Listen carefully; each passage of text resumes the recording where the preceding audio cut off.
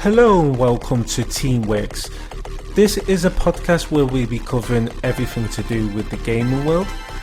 Each episode we'll be talking to people like ourselves. If you're a streamer or you're just a casual gamer that just wants to talk about gaming, we'll be talking all about everything to do about gaming, and from time to time we'll be talking about Marvel stuff as well. So if you're a big Marvel fan, we'll be talking about that. So this is our podcast. We are Teamworks.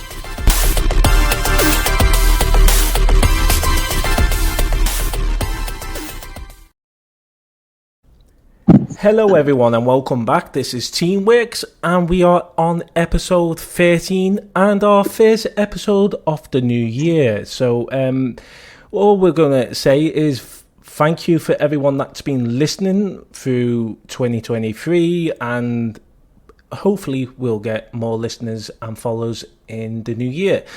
We have back on the show the Doctor's Gaming Gaff, also known as Gary, an old school mate of mine, and he's been on our podcast before, but this time he's back on to be the host for this episode and interview me and Phil. So how are you, Gary?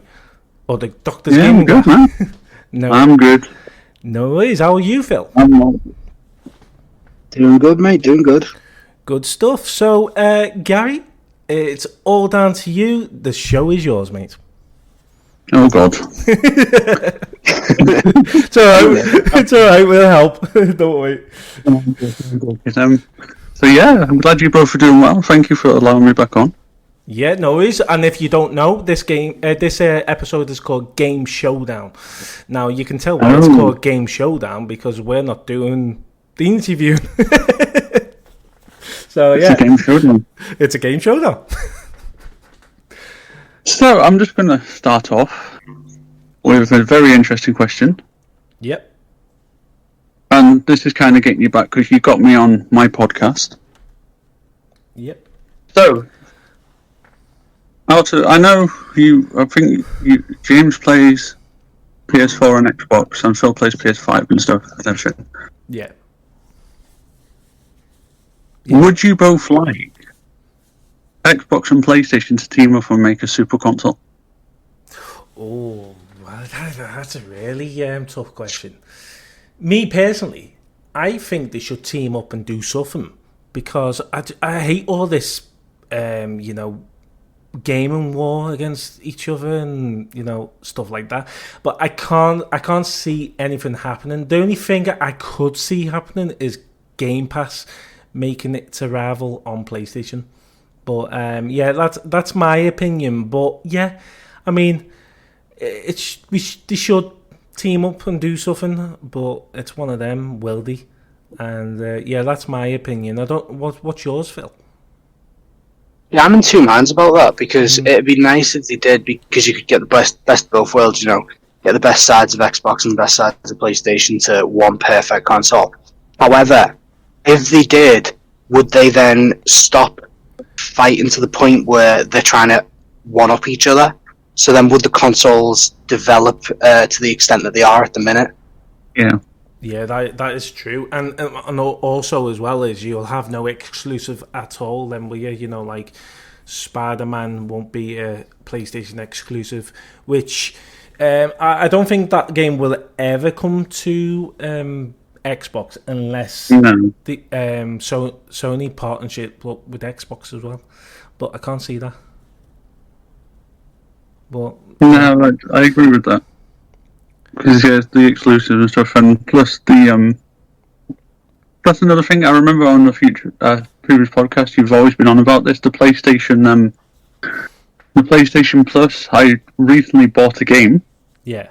And it ended up now on the PlayStation Plus thing. So yeah. What are your? It's stupid. Isn't it? I'm so annoyed. What do you guys? I know you said it previously, but what do you guys think of that? Like, do you think PlayStation is trying to push games on people, or do you think it's more of a marketing thing? Maybe, do you reckon? Well, do you know what? I just think they've ran out of ideas what to put on the new subscription. So the nearest best thing to do is put something that's already been on PlayStation Plus as a monthly game, because they can say then that they've re-released it for a catalog game rather than a monthly game. But personally, yes, okay, people will say, well, some people have only just started coming on PlayStation Plus, so it's good for them type of people. But if you count up the PlayStation Plus subscribers, most of them have been subscribers for years. So there's going to be a lot of people against this, because why would you have a monthly game on there? Yeah, that's fine. Monthly game. Yeah, let's get it. But then to bring it out again through the PlayStation Plus Extra, I just think it's a bit of a low budget, poor performance. If you get me, I don't know what your expect is on that, Phil. Do you think the same, or? The thing is, I get where they're coming from with them saying, like, yeah, but you've got new people who've now joined PlayStation Plus, so now they wouldn't have had a chance of getting that free game. But it's then like, well, the trouble is with a lot of companies these days, it's rewarding new members and basically not caring about veteran members. And this isn't just PlayStation, this is practically every company that offers something. Yeah. They will only offer stuff to new people. So then when we've already had a game that's been on PlayStation Plus and then they're bringing it back out on PlayStation Plus again, it just shows a lack of respect to what's it called? Your current members. Yeah, I totally understand, and I agree with you. And the other thing as well is, I don't know whether you notice, when games come to the extra and premium subscriptions, they can be took off at any time, and when they've been taken off by Sony, that game becomes locked permanently. You can't actually access it, even if you got PlayStation Plus still. Yeah. Which with the monthly games you can't you? Yeah. So once you basically off the PS Plus, once you've downloaded that game, you should technically be able to keep it. Yeah. But then your catalogue would be full of games. To be fair, I've literally just not long paid for another year, and do you know what? I'm very disappointed with Sony this year, because they didn't put like they normally do around about Christmas and New Year time. They put the subscription on offer, don't they? It was not on offer over Christmas and New Year. So I had to pay. I paid £120 for the year, because it's gone up by another £20, hasn't it? Ridiculous. Yeah. But I did it. I did it because I know I'll benefit from it, but it was just the fact that I had to pay that much. Yeah, that's what I noticed as well. It said, "Oh, your membership's run out," and then it said 120. Was off. Rip-it now, man. What the hell? What am I doing? Really, it's a rip-off, and I don't know why they've done it. £100 was a lot of money for a year, but I could take £100 because of all what you're getting, but to increase it for another £20, I just think that's bang out of order, to be honest with you. Yeah, it's madness. What PlayStation and Xbox have done it as well. They've put up the membership stuff as well. So yeah, and it's stupid, isn't it? That rivalry thing. Yeah, exactly. What do you think about that, Phil? Do you think they've they basically lost subscribers just by that, haven't they? Yeah, I think upping it by 20 quid is just a bit of a rip-off, because, don't get me wrong, I know the cost of everything's gone up lately, but I mean, what does that £20 extra get us? What's different? In my opinion, at the minute, nothing.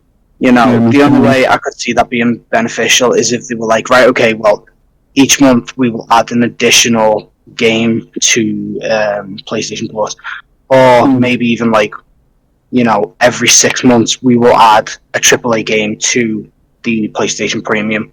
In which case, I'd be like, right, fair enough, because then, you are getting something. And I know that the £20 for that would be suitable then, but at the minute, it just seems like we're getting the exact same thing for more money. And the trouble is, they can just keep upping that for as long as they want, and they know people will pay it because, all these other games you've got through PlayStation Plus, once you cancel your membership, all of those games are unplayable. So yeah, exactly. And do you know what I hate about it as well? The fact that they put the prices up 3 times now. If you remember, because it used to be, what was it? The standard edition used to be about, I think it was £40. Then it went up to 50. Then they brought this new, PlayStation Plus Extra and Premium edition. If you went to the Premium edition, it was £100 for the year. Yeah, I thought, okay, I don't mind paying that £100 because, you don't just get monthly games. You get free trials, a lot of free trials, and some of them are up to 5 hours full game trials as well. So yeah, brilliant. You get demos, which never used to be on the PS4. I don't think you could get full length demos. But then they also added PS5 streaming lately, so you don't have to download the PS5 game. You can stream it straight from your console. Yet again, the internet's got to have a good connection. And they've also added the Sony movie care package. Yes, and that. Where you get over 100 movies for no extra cost. Which, do you know, that was actually announced way before they put the prices up anyway. So we're not actually really getting anything else because that was already a thing. They just didn't bring it out then. Yeah. So, I'm going to move kind of into this rivalry between Xbox and PlayStation again. I'm sorry, everybody who's listening. Yeah, no, it's... But is it Sonic now? PlayStation have lost? Something like that? What's the game Microsoft have got? They've... Sparrow and Spyro, Crash Bandicoot. Crash Bandicoot, yeah. So this whole... It's Activision, isn't it? That's right. It's Activision. Something like the whole whatever's going on with them. I kind of feel sorry for PlayStation because I think I remember you posted on your group, your Facebook page, that it's always been on PlayStation. Yeah. And now Xbox are basically taking that away from people. Well, Crash Bandicoot was this it was like your friendly neighbourhood of, not Spider-Man, but he was your your hairy friendly neighbourhood, wasn't he? Because he was that character that started PlayStation off. He started PlayStation, and I just thought, the memories of that. When you was younger, you got this game, Crash Bandicoot, and you think, wow, brilliant. But you look back on the efforts, you look back on the graphics now of that game compared to what it was back then and it is now. You go, oh my god, did I really play that? But it was that game that you were always interested in playing in, even if it was getting frustration, because you used to get frustrated on it, and also the fact that you had to start the same level on and on and on.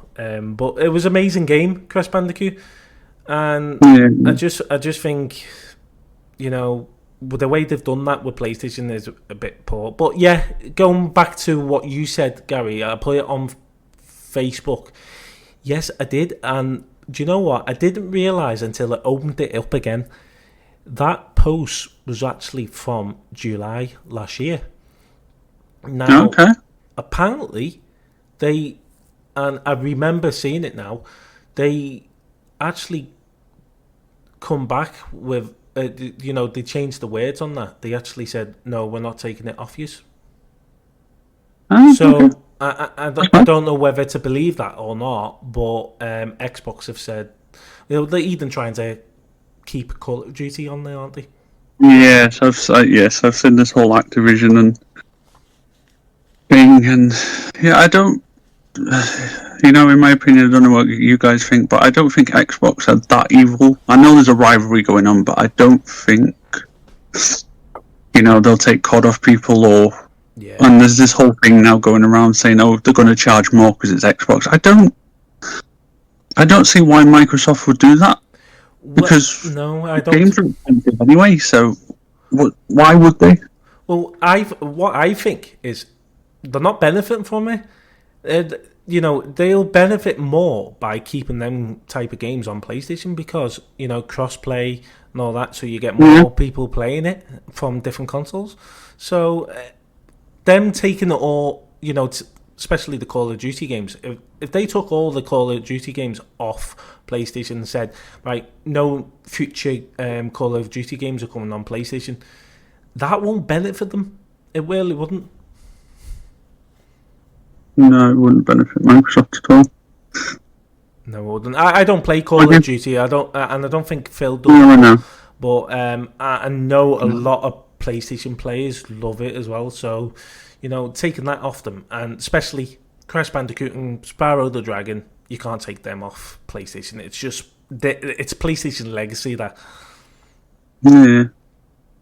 The thing is, when originally Spyro and Crash Bandicoot were PlayStation exclusive, and then when they brought the remakes out, they were again PlayStation exclusive, and it was 4 to 6 months down the line where they then were like, we're now releasing it to Xbox, which I thought was a very clever move, because if you say this is exclusive to whoever, if someone hasn't changed their console within that period of time, then clearly they don't want to change their console, and the likelihood that they are going to change it is slim to none. So then being like, well, we're now going to release it to both consoles, you're then getting more people buying it, you're expanding your fan base. So I don't see the point in having exclusives unless it's just going to be, oh, this is exclusive, and then just be like for a temporary period of time. So then the fact that they've bought it, I can imagine that because they've bought Spyro and Crash Bandicoot, they would now say that, yeah, no, this is an Xbox exclusive. But in my mind, I don't think either company is evil or malicious in the sense that, they're gonna make people pay more because they own it. Because I feel like they just know they're gonna make more money off it by selling it for the same price than another company that owns it. So exactly. Yeah, I totally agree with you. And you know what? Xbox did it with Titanfall. Okay, the first one was exclusive to Xbox. Yeah. The second one was exclusive for Xbox, but it did come out for PlayStation as well. So it was only, it was only a limited time exclusive, which I've noticed. These PlayStation and Xbox are doing this lately. They're doing limited exclusive, so they don't stay exclusive for long periods. Okay, it's not the same on all games, because obviously you got the Spider-Man games which are directly exclusive to PlayStation, aren't they? So, but Sony owns it anyway, don't they? Because even the movies, it's all Sony and everything. So yeah, but there's talks about Disney buying it back, aren't they? Buying Spider-Man back. Well, they've been trying, haven't they? It wouldn't surprise me. Disney are trying to own everything. Let's be honest. Yeah, I mean, they own Fox Studios now, so. See, the thing was, right? See, well, the thing was, Spider-Man, because back in the 90s, Marvel's company in the TV and film area was dwindling. So then, rather than them making their own stuff and risking a large financial thing, they sold the rights to certain things, one of them being Spider-Man, who was sold to Sony. Sony then made multiple movies of Spider-Man from that, and they had the rights to do that. Marvel couldn't bat an eyelid towards it. So then when Marvel released the cinematic universe Spider-Man, the Sony kind of then jumped on that bandwagon and joined in, and then there was then the crossover where they did manage to get Spider-Man back into the MCU, but it still was owned by Sony. So, I don't see a problem with any company collaborating one way or another and crossing things over. So when it comes to like PlayStation game exclusives and Xbox game exclusives, I know, for example, Uncharted and Halo, those are exclusive to their own consoles. They haven't been recreated for either, which, fair enough, if you're going to have certain ones that are directly console exclusive, fine. But having a game that was originally a PlayStation exclusive, taking it and turning it into an Xbox exclusive, I'll be honest, I'm a bit annoyed about, because I love them games, and I'm going to miss them. Spyro and Crash. But I have heard that Xbox have come back on their word and said, no, we're not going to take it off you. But it's whether you believe that or not. I mean, Yeah. I'm hoping. If they do a temporary thing, it's fine. Yeah, definitely. Yeah. But just like you guys said, though, is... Go on, mate. Sorry. I don't see why Microsoft would benefit from all this, because they've bought Activision, they've bought Blizzard, whatever, and they've bought other companies, and it's like, well, but they earn so much money off the consoles anyway. Yeah. With with Fortnite, Call of Duty, whatever, and it's like, stop. Can I swear for a second? Yeah, of course. Stop taking the piss out of other fans. Stop it, Microsoft. Stop teasing PlayStation players. Oh, we're going to do this to you. We're going to do that. Just end this now, man. Just stop with the childish behaviour and grow up. Yeah. Because the thing is, only going to earn more money. Yeah. So stop it. It's annoying. Now.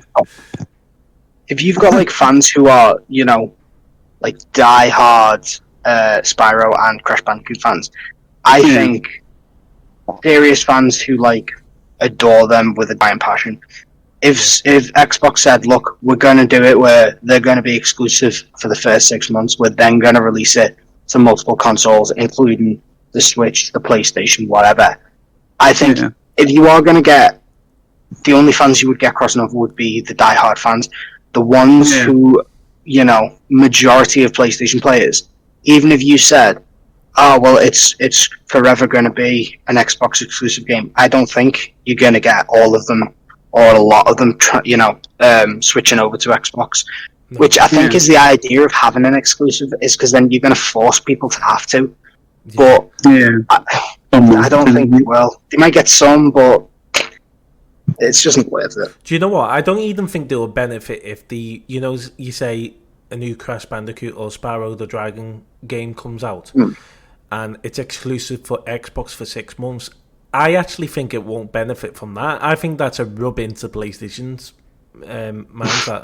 That's just rubbing it into PlayStation, in my opinion. Because it's going to be on all other platforms in 6 months' time. But it was a PlayStation exclusive originally, and yet you're not allowing it on for 6 months. Yeah, exactly. It's what I call very clever marketing. Yeah. Great. That's all it is. It's very clever marketing, and so Xbox, just chill, please. See, I can't see them doing it, but credit to PlayStation though, since Xbox have bought Activision.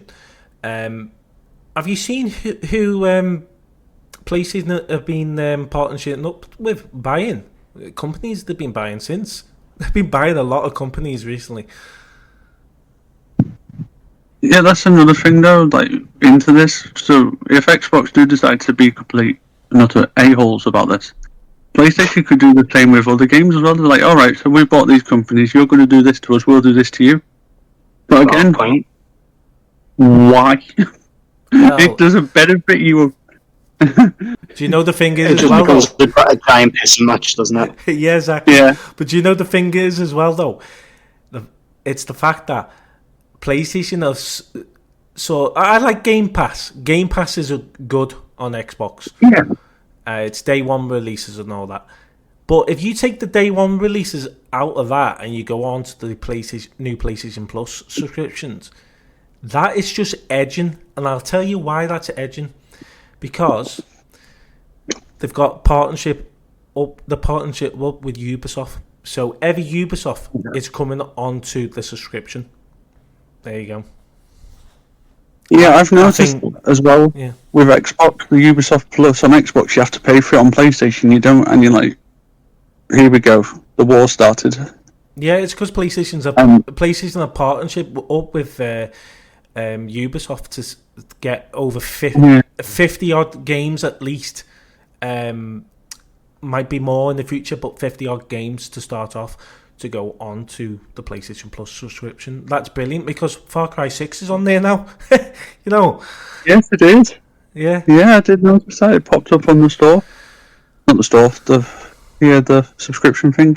And I think all the Assassin's Creed games are on there. Not that I play them games, but I've noticed they brought, I think, all of them on there now. Yeah, they've all moved onto that, so... And then you got Watchdog games on there. They're on there. You've got you got all the Far Cries, haven't you? Actually, here's a question for you both. So we're going to move from the rivalry for a second because it can get heated. It can. But so with all last year you've got to admit, you guys towards the end of the year. So game releases was absolutely mental. Yeah, tell me about it. It was utter ridiculous. And I only say that because of, you need to win the lottery to buy all the games you actually want. I know, yeah. If you got a bank, you're bankrupt now. We're going into minus signs now because we keep buying games. But so... There is one, and I know Phil likes Spider-Man. I don't know if he's played Spider-Man 2 yet. He started playing it. He started playing it, okay. I haven't yet, just because I need to get back to Miles Morales and complete that first. But yeah, I did what you said. I actually started playing Miles Morales before I played Spider-Man 2. Yeah, because it links into it as well, doesn't it? So I think Phil's just at the start of Spider-Man 2 then. I don't want to... No, but I've heard really good things about it. Do you know what I can't understand about that game? It got really good reviews and everything. And yet, it took them ages to get a Game of the Year award. Yeah, there's been a few other games about this year that I picked it a little bit. Yeah, it is good. They did deserve to win it. Well, I thought they would have won several rewards for that game. I mean, that game to me was, and still probably is, of 2023. That was the Game of the Year, but it didn't get it until I think it got it late on, which I thought was weird. But yeah, I need to get onto that game. But when I complete Miles Morales, that's when I'm going to go on to Spider-Man 2. And I'm looking forward to it because you can play two characters, which is amazing. The part of the map on Spider-Man 1 where you couldn't get over, they've opened that and extended it, which I think is cool. But also, people are still finding a way to play Venom. Okay. But I've heard also there's a DLC coming out soon where you can actually play him for official with a storyline. Oh, that would be interesting. And they opened up to fans and asked, would you want a Venom spin-off game? Yes. And what they said is, whatever the fans say, we'll do. I thought that was an amazing response. I mean, what company responds like that? You know. So here's a good question about Spider-Man games. I saw a discussion on the internet, and I don't know if you guys agreed that they said, why don't you just pay the actual actors of these games, of the films, to come in and play the characters in the game? Yeah, good point. And you know what? I think that would be awesome. But I have to say, the one that plays Spider-Man in the games is not actually that bad. But yeah, No, he's not that bad. But yeah, I totally understand. Yeah, get the actors involved. I mean, I actually thought, you know, because the Wolverine game is meant to be coming out a little bit later this year. I actually thought that Hugh Jackson would come and take the role and do the voice behind him. Well, he just returned to Deadpool, didn't he? Yeah. In the new Deadpool film, so...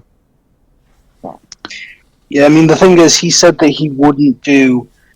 he quit being Wolverine because his training schedule so that he could be in shape for that was intense. And then the older he got, the harder it became.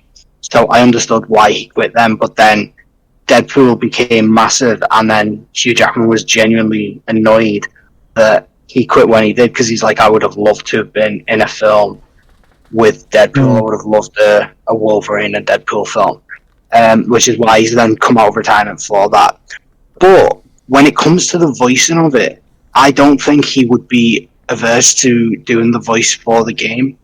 And whenever I've thought about the voice actors for games when I was younger, you know, like the old Spider-Man games for the PS2, I was like, oh, why haven't they got Tobey Maguire voicing him? Because that's what I know who's Spider-Man.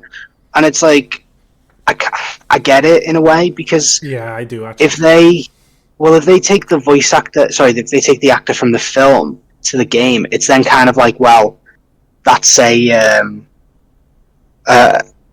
product that's come from the film as opposed to its own standalone thing. Yeah. So I kind of get that they want like the credit of, no, well, this is our Spider-Man, this is what we've created, as opposed to it being, oh, well, this is just a repeat of the films. But then it's like, but it would work either way. I feel like having the voice actor from the films and, you know, whatever, would then enhance a lot of people's enjoyment of the game, because they're already immersed into that world before they even pick up the controller. Yeah, that's you know, a really good point, that, Phil. I actually and I'm pretending I'm smart. Well, no, I'm joking. No, but no, I do actually agree with you, because, like you say, if the actor's voice in the games, it's basically the movie, isn't it? And it's not their own way of going about Marvel, because these companies that are making Marvel games, they want to go their own fresh style. I mean, you look at Guardians of the Galaxy, their Star-Lord didn't actually look like Star-Lord in the movies, did he? No, he didn't, you know what I mean? But he actually looked like a really good Star-Lord. I mean, he had blonde hair for starters, and so yeah, I do agree with you, Phil. It's just, when I first seen the trailer, I thought, wouldn't it be nice if Hugh Jackson was the voice behind it? But then again, it probably wouldn't be the best option, would it? No. I mean, the thing is, since Wolverine's movie Inception, Hugh Jackman has been the only one to voice him. Yeah. Like, there's been no other Wolverine in the films that has been anyone else except Hugh Jackman. So it's like, in, you know, everyone's eyes, he is Wolverine. Don't get me wrong, I'm pretty sure in the TV series it was it's been voiced by different people. But it's just most people know Wolverine from the films rather than the TV series. So I feel it would be amazing to have him as the voice actor for the game. Yeah. Yeah, definitely.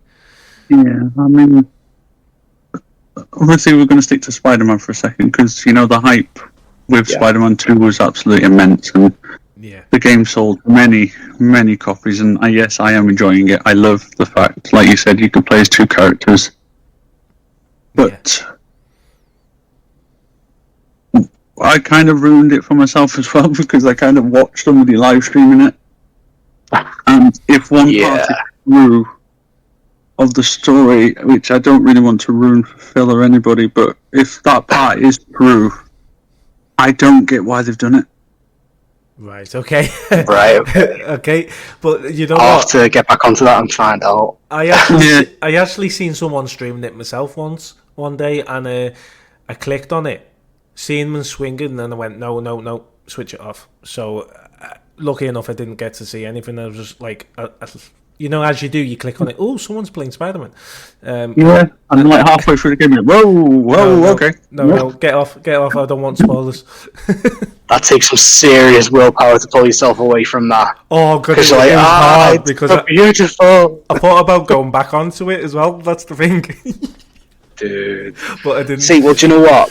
In regards to Spider-Man, I think what they've done with Spider-Man 2 is genius. In the sense of, so with the first Spider-Man PlayStation 4 game that came out, when you wanted to fast travel, you went down into a subway, hopped on a train, came up, and then, you know, came out of the train station there, which I thought was quite funny because, you know, you had the little, what they call it, the clip of Spider-Man on a train, just standing there looking, you know, with other people, and he's just like, hey. Yeah, I remember. And I thought, oh, that's quite funny, but then when they did the remastered version, they didn't have that, so you could still fast travel, but that was no longer a thing where he would be on the train. And then with Spider-Man 2 now, they have another way where you can travel fast across the map with the new part of, you know, the new aspect to the suits, which I'm not going to specifically state. But it's the fact that that means you can travel at like twice, maybe 3 times the speed of what you were traveling across the map. So then you still feel you're playing it rather than just trying to take the quickest route to complete it as quick as possible. I feel like you're enjoying it more. Yeah. And when you start this, your character's not lost his... like, you haven't lost your abilities that you've already unlocked. You just start unlocking new stuff. Whereas with a lot of games, when the new game comes out, it's kind of like, this has happened, you've now lost everything from the other game. Do you know what I mean? So, like, you think about, like, God of War, for example. All the weapons you unlock in one game, the next game comes along and it's like, we're going to kill you, and now you just have the sword. And it's clever, but then Spider-Man has just, like, one-up that and been like, nah, keep it, we're just going to add some more stuff for you. I thought that's genius. It really is, and you know what? I just love the way they've done the games, and it's amazing. And do you know what I was saying? Sorry, I went on a bit there. Well, the thing is, I was saying years ago. I mean, I do. Don't get me. I like the Lego games and all that. When they brought the Marvel Lego games out and all that, I thought, this is good. But I was thinking to myself, wouldn't it be nice if there was a real Marvel game out somewhere? And then they did.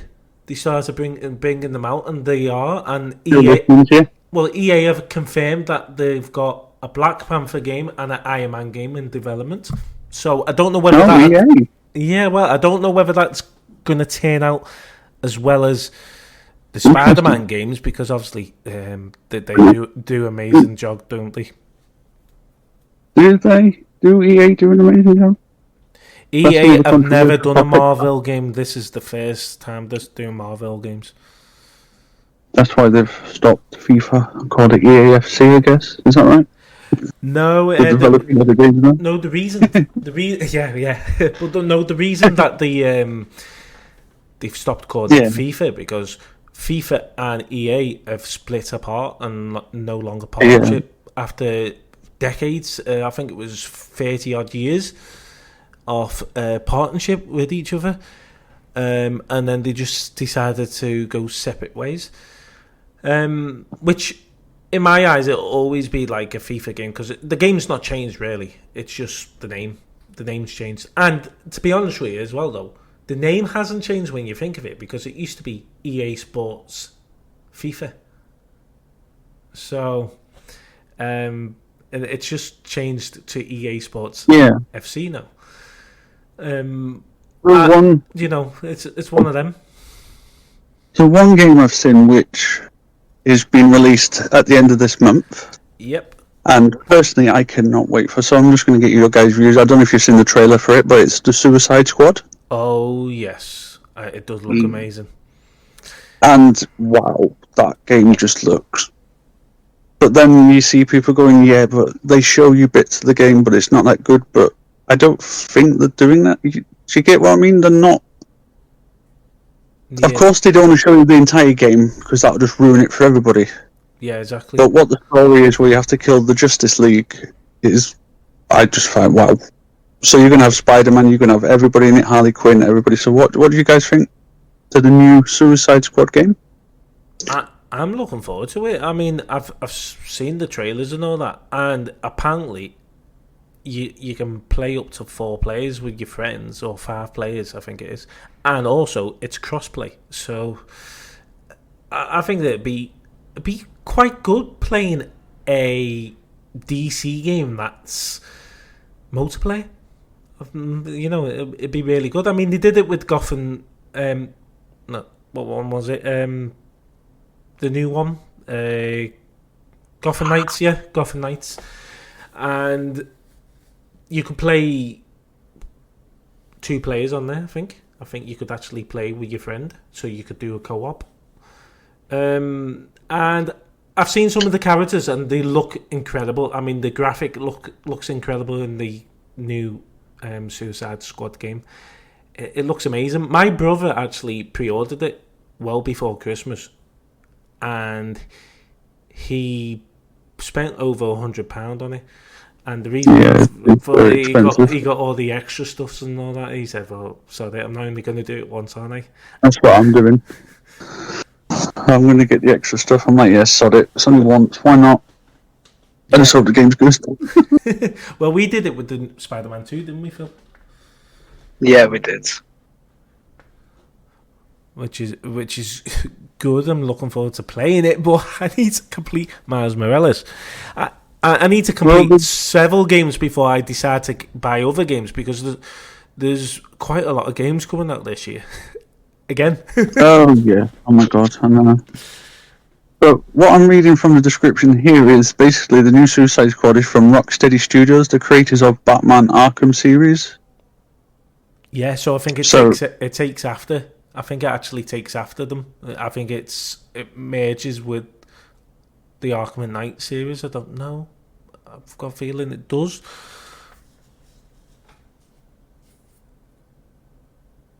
So you guys are looking forward to it?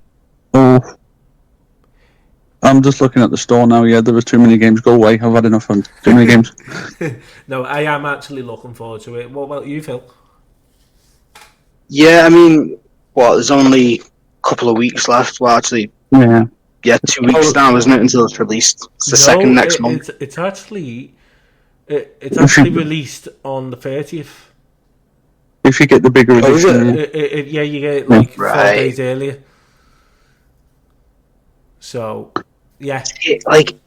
So the thing is, looking at the trailer, it looks phenomenal. You know, it does look amazing. And you think, the detail,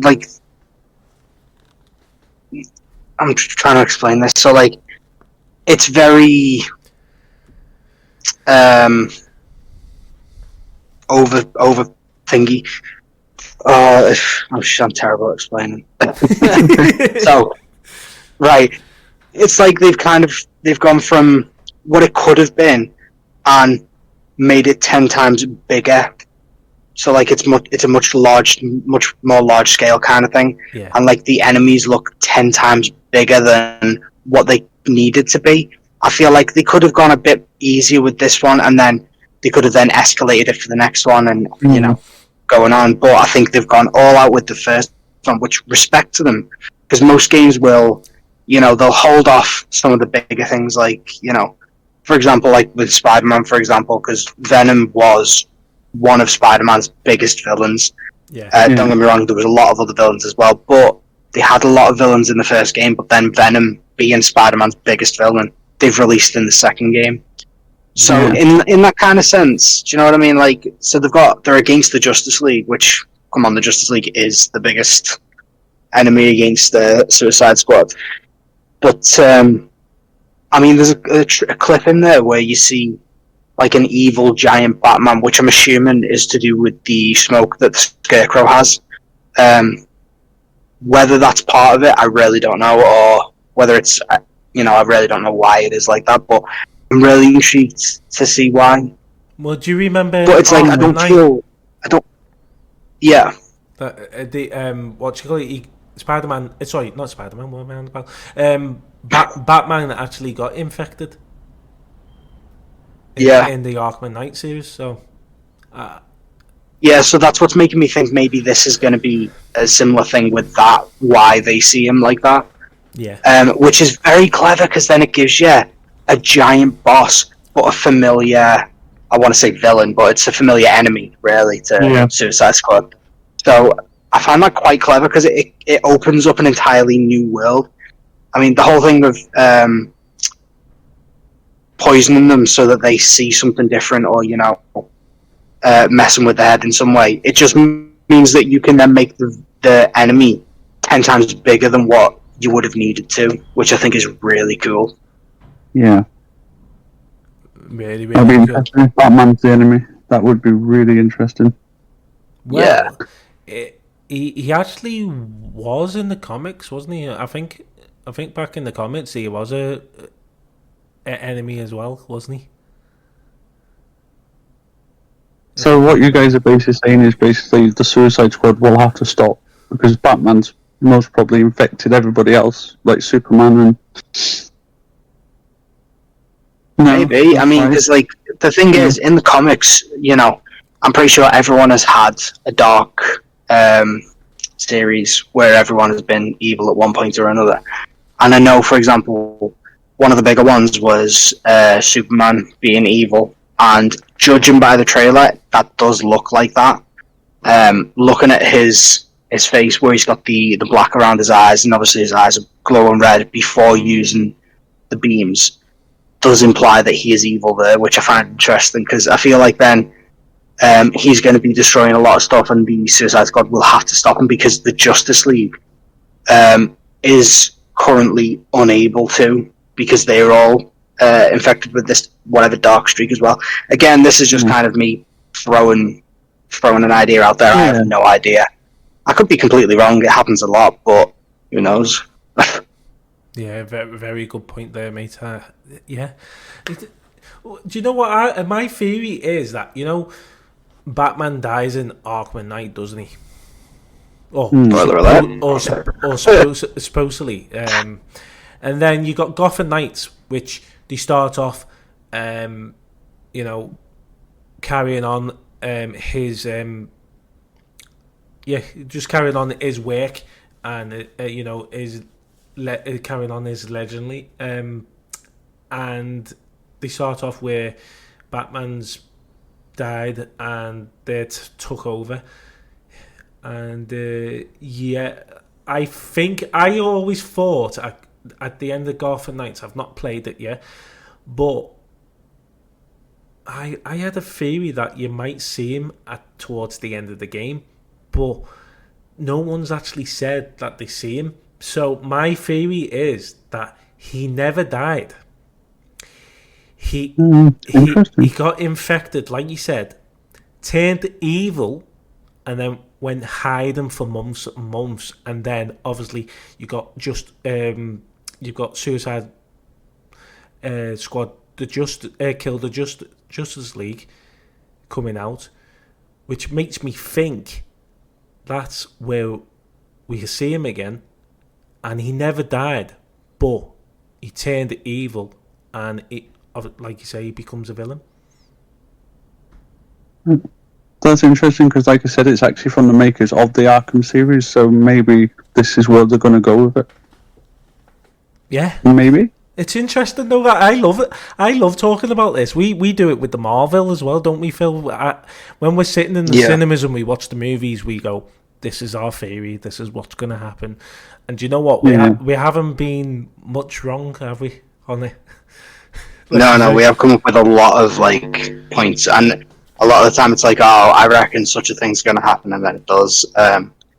I'll be honest. With games, I've not been as spot on as I have with the films. With the films, I'm like, oh, this is absolutely what's going to happen. This is how it's going to happen.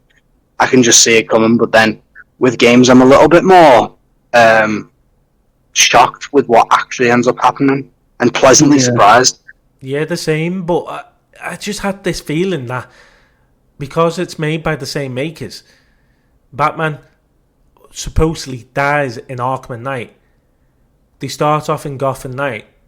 He's not there. They all think he's dead, and then the Justice League, the game comes out with him making their appearance in Suicide Squad, which makes you think that he never died. Really, he just turned evil, and he hid for a while because he knew it was going to get worse, and then eventually his brain would be brainwashed and he couldn't get back to the nice Batman that he was. So before that all happened, why he still knew that there was some good in him, he's gone hiding, and then obviously it's got worse because he's been infected, and that's where he becomes this part of the Suicide Squad. I mean, to be fair, I think the description of it is like killed the Justice League, but what if, and I know these are all enemies of Batman and Superman and everybody, yeah, but what if the Suicide Squad are actually trying to save the Justice League? In a way, maybe? To clear this darkness? Yeah, or will possibly. we actually have to kill them? Possibly. I mean, no, I don't think they'll have to kill them, because the thing is, once you kill them, you've then got to go down the whole route of alternate timelines and different ways of bringing them back, because they are going to want to bring them back as they do. Yeah. And the harder they make it, the harder it's going to be to actually sell, the sequel. So I do think there will be the evil side of it, but in regards to stopping them, I don't think it will be stopping them and killing them. I think you are right in stopping them being evil one way or another. However that may be, I'm not sure. But I don't think they will end up killing the Justice League. No, I don't think they will. And if you see the trailer, even though they're all villains, they actually look like good villains, don't they? Well, if you watch the film, they have got a bomb in the head. Yeah, exactly. Yeah. And it's like, so they've got no choice to be good. Yeah. That's another thing, though. In the Justice League movie, Superman became evil, if you remember. Yes, oh, he did, yes. So they could be going down that route with Spider-Man in the games. But also, as well, has anyone played Injustice? Yeah. No, don't think so. Now, you remember, there was actually two sides of each character, really. There was an evil Superman, there was a good Superman, there was an evil Batman, there was a good Batman, and so on. So, I mean, I think that was Rockstar as well, wasn't it? That made that. I don't know. On that one? I can't remember. It wouldn't be Rockstar, that's GTA. No, I don't think it might have not been, but there you go. They've already had, maybe not part of, if it's not part of Rockstar, but they've already had where they've showed in the games the evil side of Batman. So, I actually think that he could have been hiding all the way from Arkham Knight. He's not actually died. He's been infected. He knows he's been infected, and if he stays with the people that he cares about, he knows he'll turn on them eventually. So to avoid that, he goes hiding for a while. And then with the Justice League game, basically he just comes out and goes, sod it, I'm just gonna. No, I think he's been brainwashed, and whatever he's been infected with, he becomes evil non-stop. I'm not looking forward to fighting Batman, to be fair. We've seen in the film Superman versus Batman. Yeah, but you know what? We all know how that ended. There's another way they can go there as well, though. At the end of the Suicide Squad game, they could actually find a cure to bring him back. Yeah, that would be nice. And then maybe there might be another Gotham Knight series where they bring him back. And I've just found. So when you look at Gotham Knight, you've got Nightwing, who is he was Tim. Robin. Yeah, Robin, which is Tim. Well, he's got a different name as well, hasn't he? Yeah, one of the Robins. There's been multiple, but this is the interesting thing, is the fact that that's then him after Batman, so him being on his own sort of thing and becoming his own version of Batman. So you've got that aspect, but it's the fact that looking at the comics as well, they have got so much to draw from for the story of this, like, and then they can even create their own thing, because it is, DC Comics is involved as well, obviously. So they can even come up with their own thing and it still be, canon to DC. But it's the fact that, like, you can't just go, oh, well, this person dies in a comic and that's the end of him, because then they bring out another version of the comic where it's a different version to this character. So it's the fact that, although, we could say, yes, he's died, but then there's always a way for someone to come back, as they always come back in the comics one way or another. So I don't think we can ever say one character will never return, which kind of leaves you on edge as to, okay, well, what is going to happen then? And then it leaves you proper guessing, because it's like, well, I can't draw from the last game and be like, well, this happened and this happened and this happened, because then, so I know that this person's not in it, because they can come back, so there's always that to think of.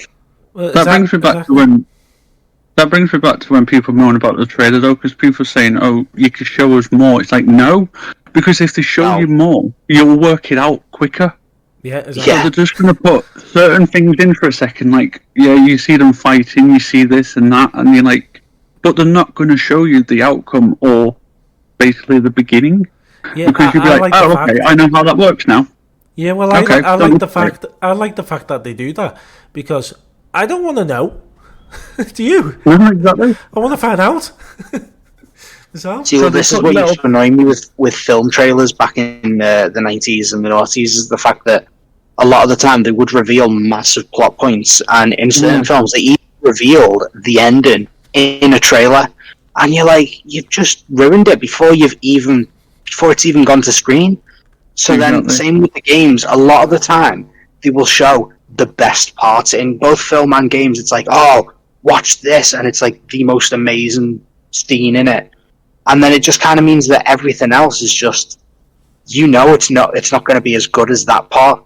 So then you're always waiting for it, and then you realize, oh, that is the pinnacle of it, but I already knew that was coming. So then the whole thing becomes a letdown. So I think the people saying, show us more, show us better scenes, get over yourselves. No, but like, do you know what I mean? I mean, you can't have it both ways, because if it comes out and you've seen all the best scenes, you're then going to be pissed off that, oh, well, I knew that was coming.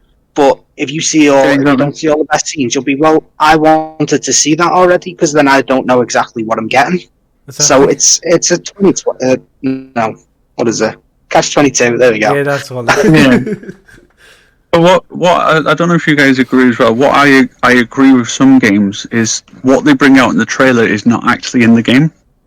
Yeah. Yes. So they kind of throw you off in your mind, because you're like, wait, none of the trailer is actually in this game. What's going on? But then that's where the marketing comes. And I'm sorry to bring up marketing again, but that's where. If you would like to be a guest on our show yourself and talk about your background, how you became a streamer or just a casual gamer, just DM us on our social medias, or you can contact us by our email, which is teamworkspodcast@outlook.com. Now let's get back to the episode.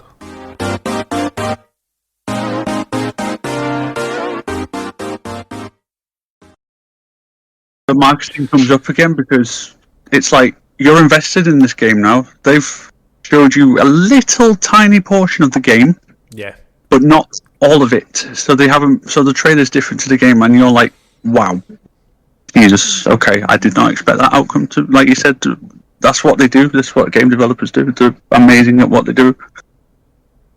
See, it used to annoy me with older games when you used to see advertisements for it and you'd watch it and be like, wow, that's amazing. And then it comes to it and it's like not actual game footage.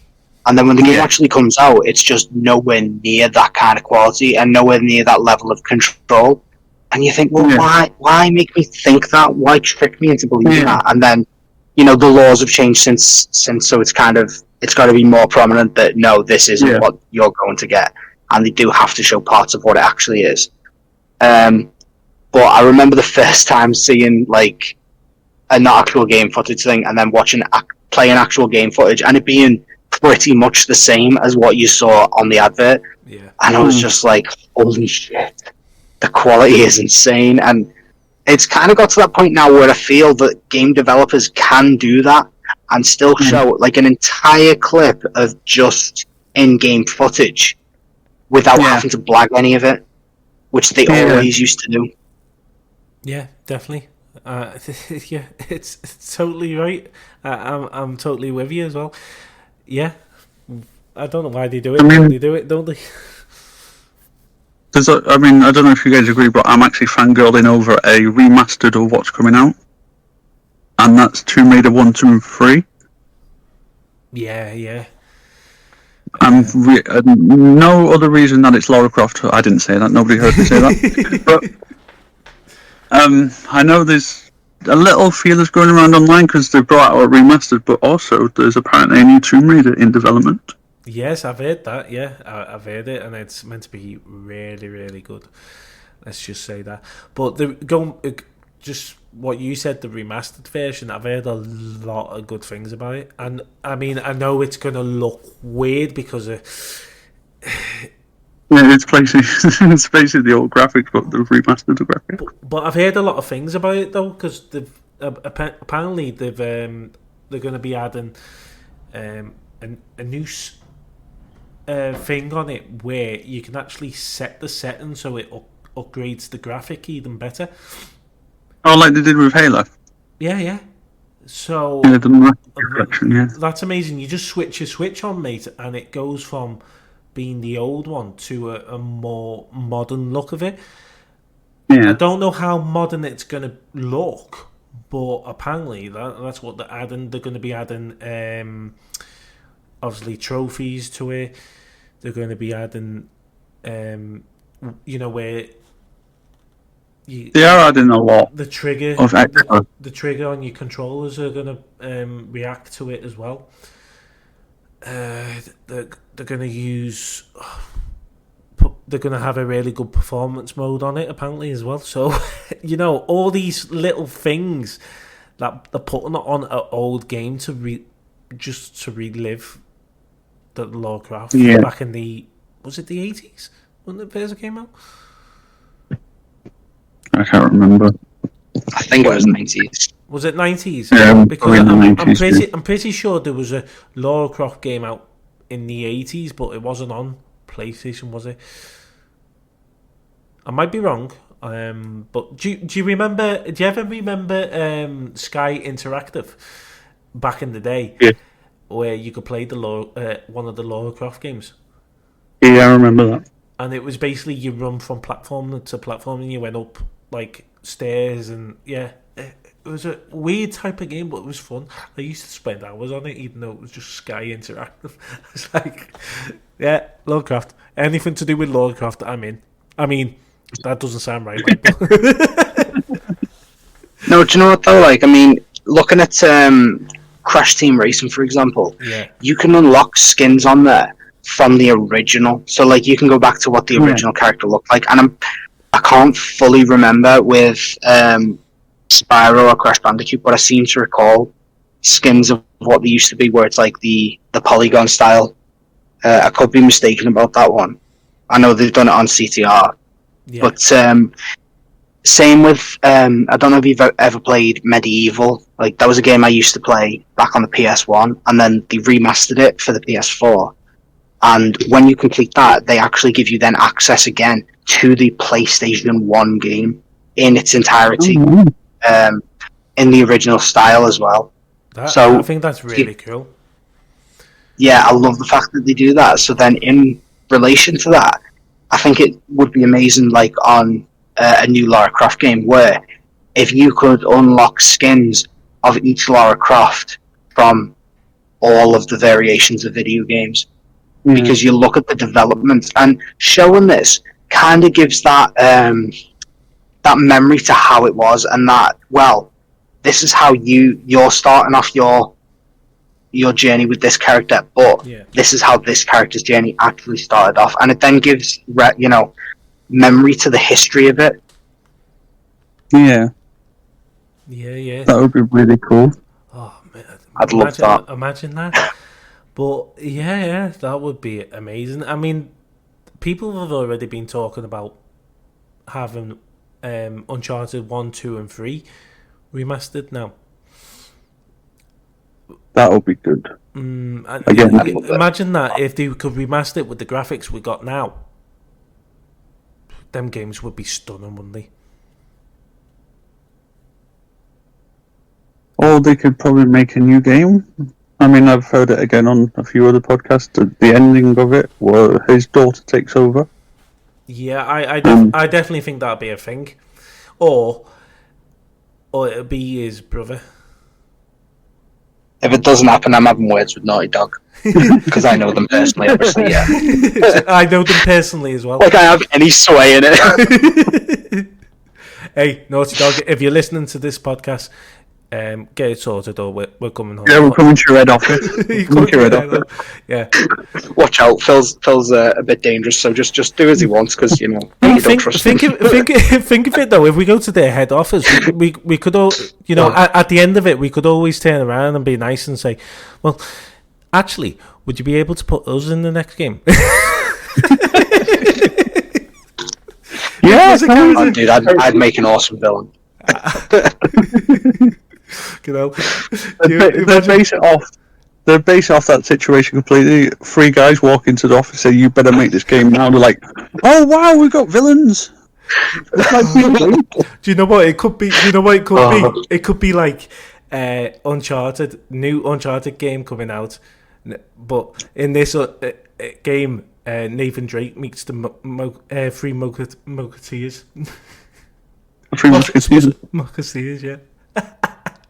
Imagine that. Uncharted, the Musketeers.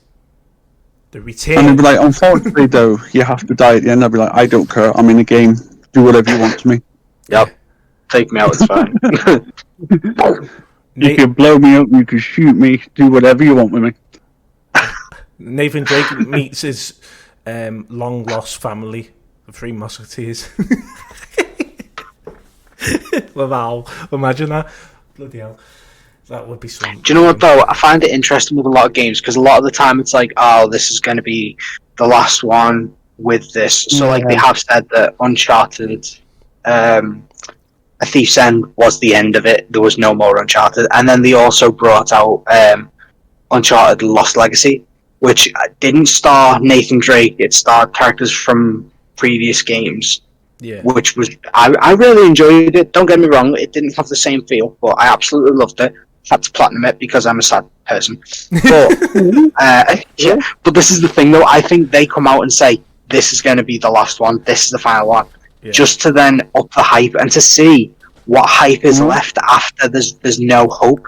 Because it's the same with bands as well. Like a band will go, oh, this is our ultimate, final, absolute, never unofficial final tour. And then it's like the next year, we're doing another tour.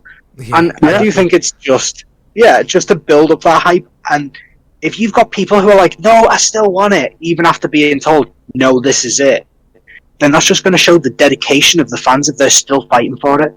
So there's always a possibility of another game.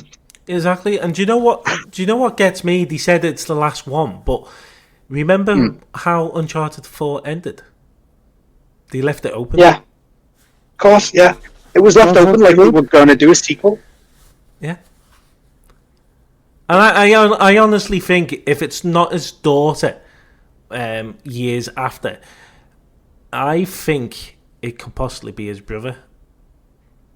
And then, obviously, Nathan Drake finds out that his brother's gone on his own all the way across the country, and he's a bit worried about him, and he ends up following him and he comes out of retirement or something like that, or the opposite way around. His daughter goes and carries on his dad's legacy, and gets stuck and she needs help. So what does Nathan Drake do? He comes out of retirement and comes out to help his daughter. Nothing. And then instead of turning back and saying, look, we don't need to go for the treasure or whatever it is, let's carry on, let's go for it. I don't know if you guys agree, but I think this is along with what Phil said. You know, this is why I love gaming so much, because, like you said, look, yeah, this is the final game. People hype it up so freaking much. But what I've noticed is Assassin's Creed's doing that now with the final Assassin's Creed called Red something. Yeah. Yeah. And they're saying, oh, this is going to be the final game, and you can see fans going, no, you've not finished your story. And you know the game developers are in the background going, we got you here now, haven't we? Got him. We've got you hooked now. You're on a hook now. We got you. Yeah, exactly. Do you know what? That's what I love about it. Yeah, I love it as well, mate. And do you know what? They did something similar with... Okay, I wasn't playing it at the time. I've only recently just started going back on it. Yeah, I'm going to admit, I've gone back onto Fortnite now. I didn't think... I didn't think I would say yes, I would go back on it. But I've gone back on it, and it actually is a lot better than what it used to be. It's incredible now, actually, to be fair. And I bought the Battle Pass as well. Oops. Just because at level 79 you get the Peter Griffin skin. And you know, if you do all the bonus ones as well after you completed the Battle Pass, because they have bonus rewards as well, you get the gold too. Yeah, you've seen it. You've seen it, haven't you? Yeah. But they did it years ago where everyone thought the game's gone. They literally, the map literally just went, blew up, and the screens went black. Yeah, and I think they put a title up, something, this is the end or something, everybody went, huh? And they left it off for 48 hours, was it? To make people think that...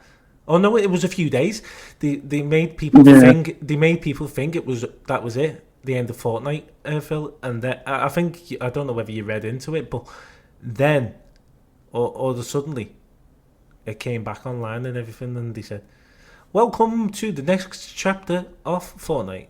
I was like, wow. No, there's nothing like reigniting the fire of a game like saying this is the final game in the series. Yeah. Because saying that just sets people off. And just like if you've got a massive drop off of people playing Fortnite, and then they go, this is going to be the final season of Fortnite, and then it's going to end, and they show, you know, all that, and then you're going to have a lot of people fuming and then trying to re-go back on the game, which is then basically tricking people into being like, no, don't get rid of it, I love it, and then finding a whole new life for the game. And same with like a series of games, you know, it then opens up the probability of having an additional sequel, or potentially even a prequel.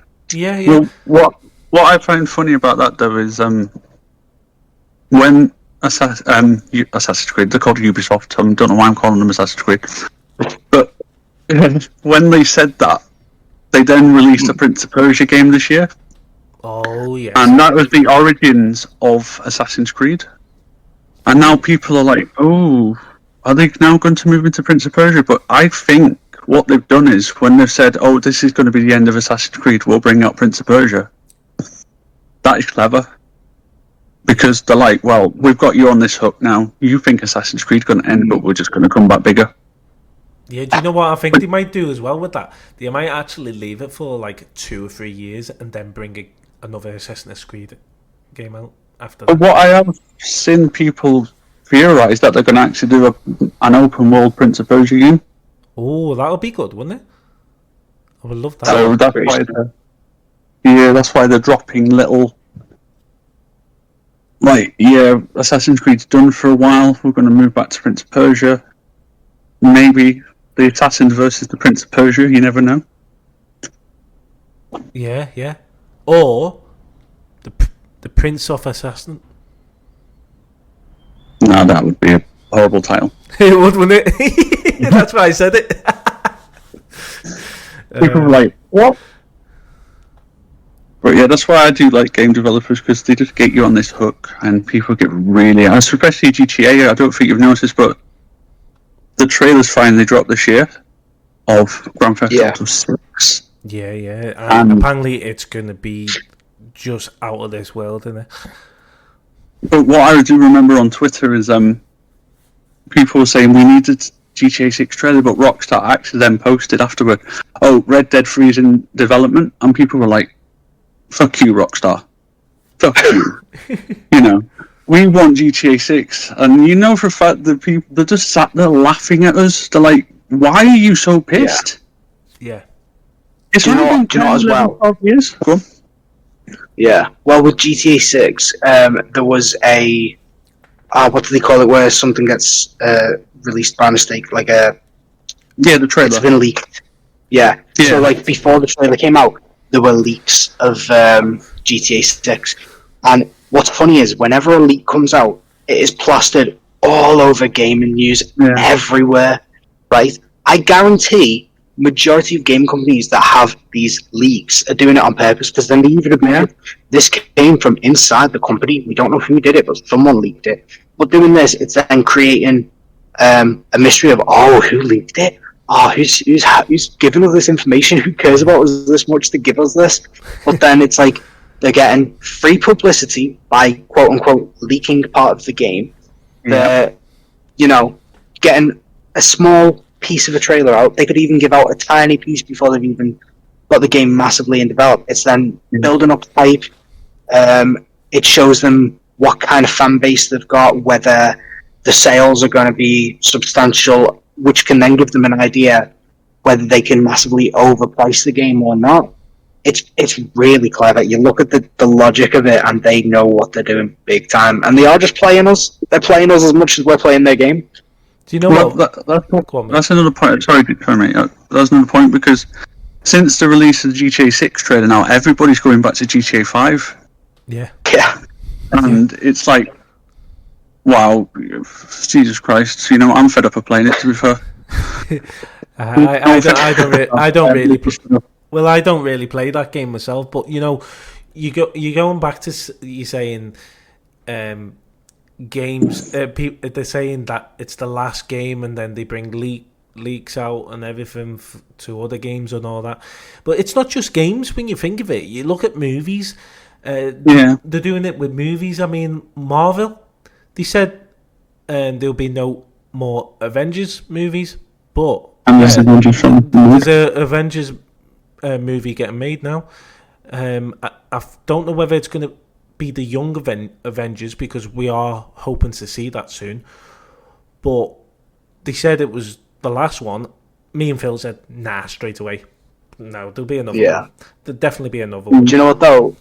With the Avengers, like, there's the whole idea that Tom Holland is actually a genius, and he's being used for the publicity of Marvel. Yeah. Where he keeps doing this where he's accidentally leaking these tiny spoilers, and it's like, oh yeah, like when you fell off that scaffolding. I mean, I wasn't there that day, and then looks at the camera, and it's like, oh, okay, so clearly someone else saves her, and it was then like it was that got a massive thing on the news about whether it's then going to have the other Spider-Man in it. And it's like Tom Holland has released a lot of spoilers, but I guarantee that Marvel's making him do that. So then it's free publicity, because, publicity is one of the biggest costly things when it comes to, well, it's not one of the biggest, but it is a massive cost when it comes to films and games. So if they can get free publicity by accidental leaks or spoilers, they're benefiting from it massively, and it is so clever, and I have so much respect for them for doing it. So do because majority of the people just eat it up, and they're like, I now know something that they didn't want me to know. And it's that thought that you've seen something they don't want you to see, or something they don't want you to know, that makes you then feel special to them, because it's like, I know something more than you want me to know. And although they do want you to know that, most people don't believe it. Yeah, exactly, mate. And you know what? You you know, when we seen Iron Man disappearing and all that. Do you know what? I still think to this day, even though he's turned around and said he doesn't want to do Iron Man again, I actually think we will see him again. Yeah.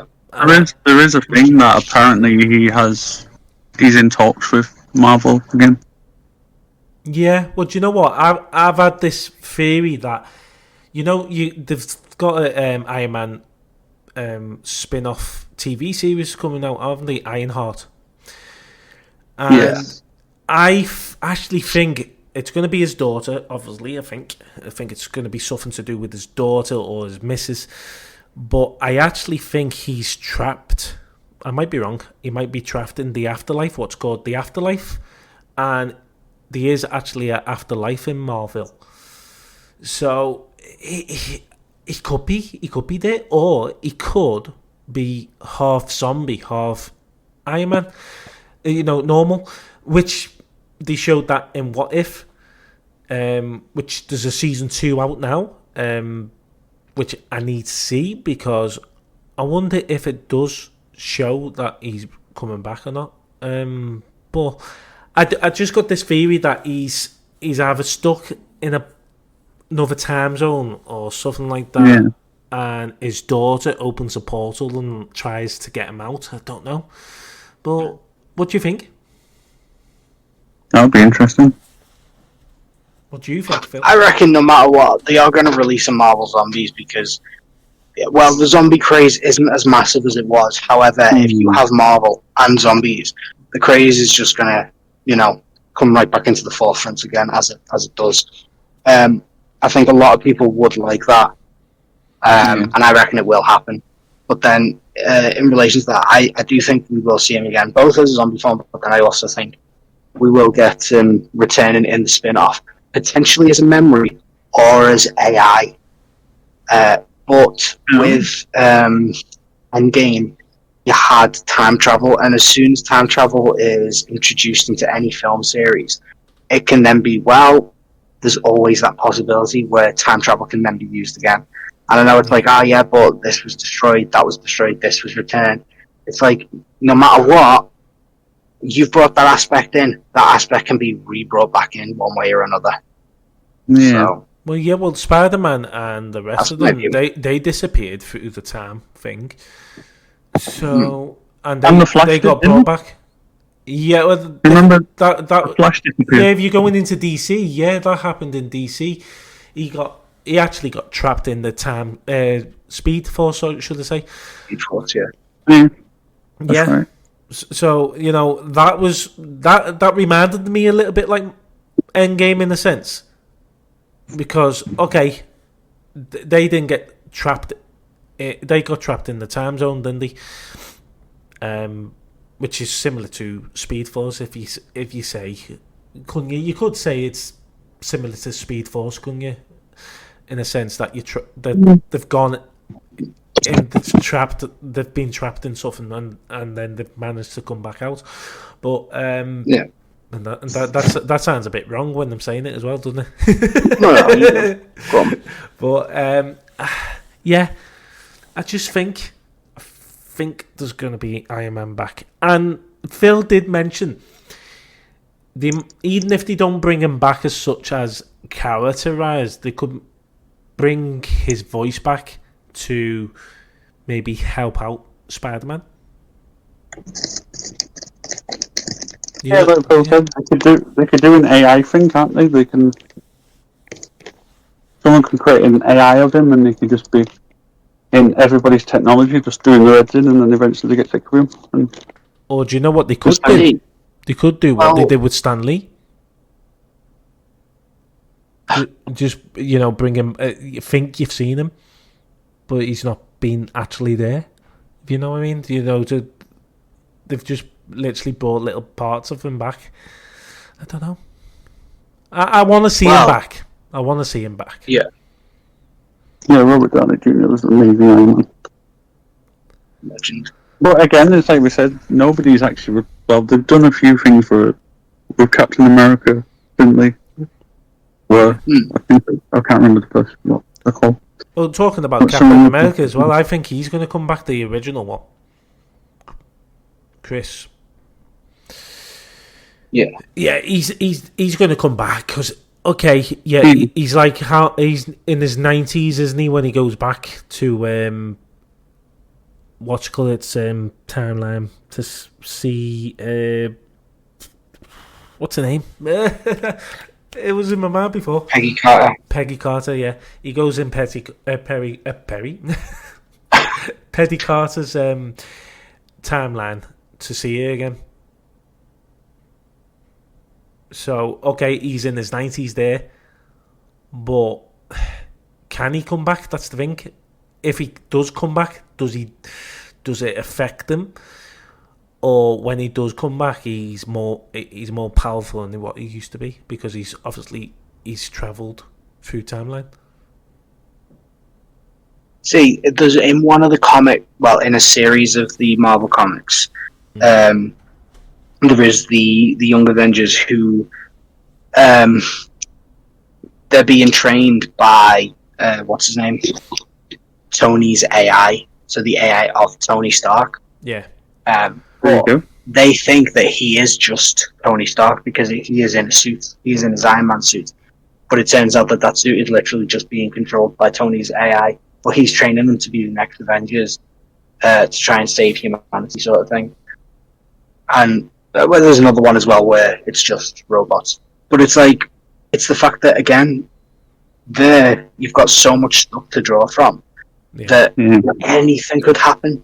You could make a million guesses and it could be something completely different because there's just that much to draw from, information-wise. And that's why we love it, isn't it? Because it gets us talking about all different aspects of it. I mean, I think he could come back in this sequel show that they're making, the Iron Heart, which possibly could see him in a portal or stuck in another universe, maybe. You know, he could have faded. Well, he could have faded, couldn't he? He could have faded like the rest of them. At the end of Endgame, there was a clip that was removed from the original film. Yeah, I seen it. I seen it. Wow. Yeah, the one with it was him and his daughter in the afterlife. That world. Yeah. What we think. But then the idea of that is there's massive theories of whether that's inside the Soul Stone itself. So then after Thanos clipped his fingers, and then he's there talking to young Gamora, and she's like, "What did it cost you so good?" And it's like that's then inside the Soul Stone. Yeah. So then his soul, because he's killed that many people, his soul is trapped inside the Soul Stone. But then because Tony's died, his soul has gone into the Soul Stone. But then because he's died as well, that's his way of coming back to life through his soul in the Soul Stone. So whether that's true, yeah. Well, you look at the WandaVision TV series. They brought obviously White Vision, which was actually the real Vision. Vision as we knew about. But they made him into White Vision. But also, Wanda created her own sitcom universe. So it was like you were seeing the original Vision. And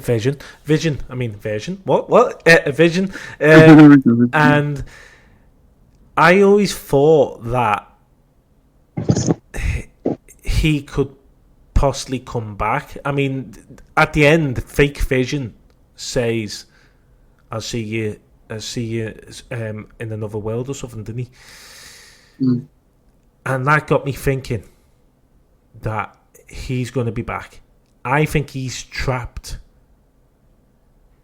in a stone himself. It's like you say with Tony Stark.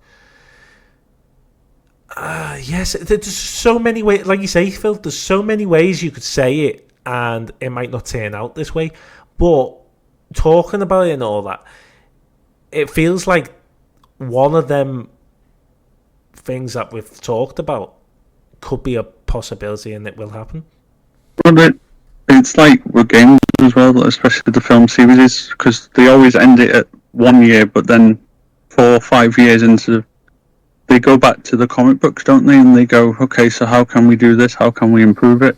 And they keep us guessing all the time. Yeah. And even if you know that theory is right, you still watch it and go, oh, shit.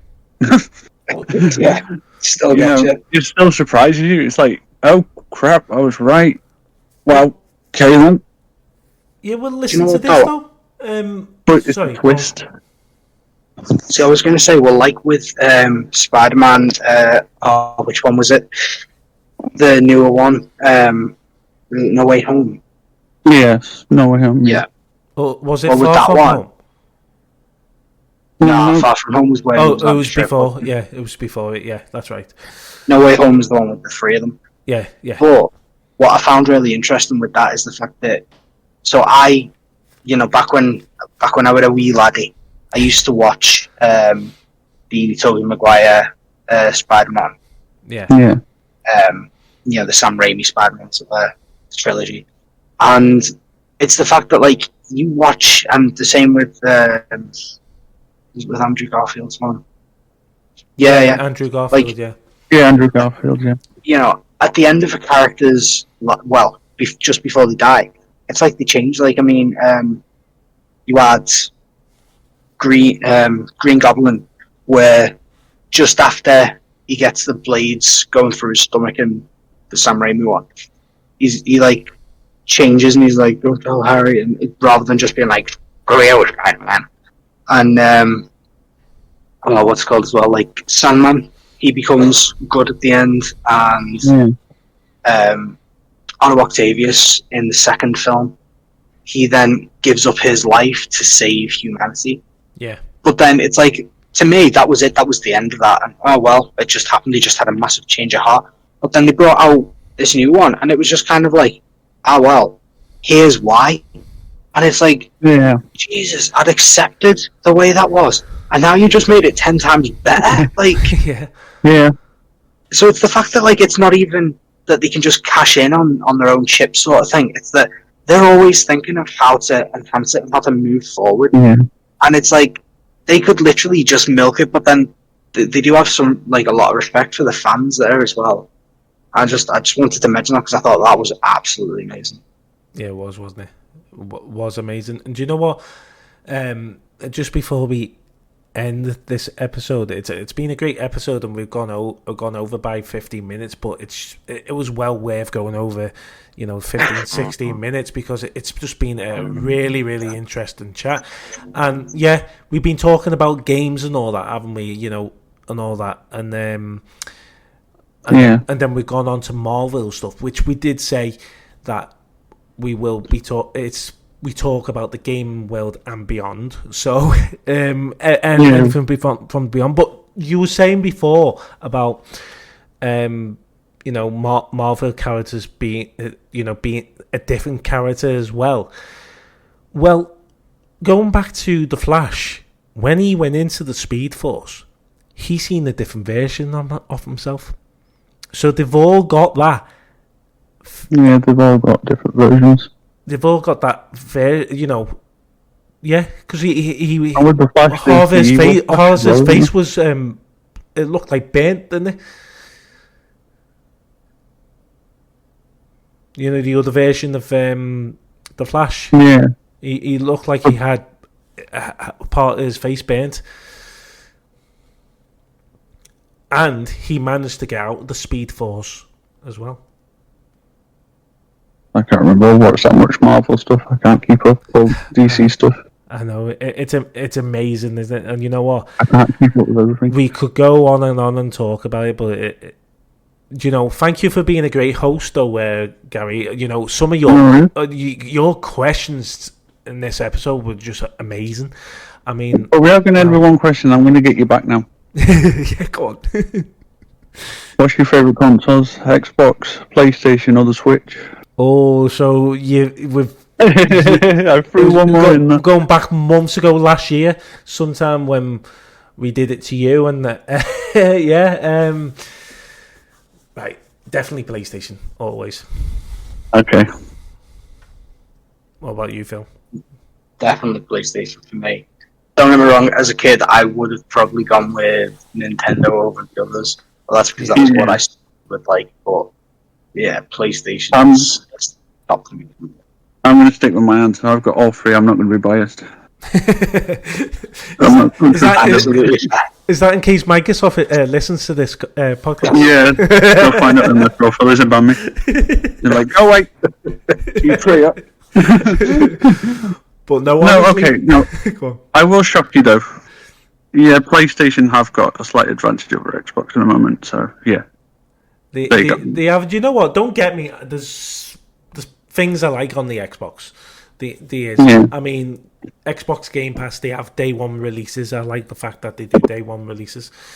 But I haven't paid up on Xbox Game Pass because I just think if I'm paying for PlayStation Plus, there's no point paying for Xbox Game Pass. And the only reason I was doing Xbox Game Pass because me and Frank were doing sharies on it. But like you say, the prices have gone up on that again.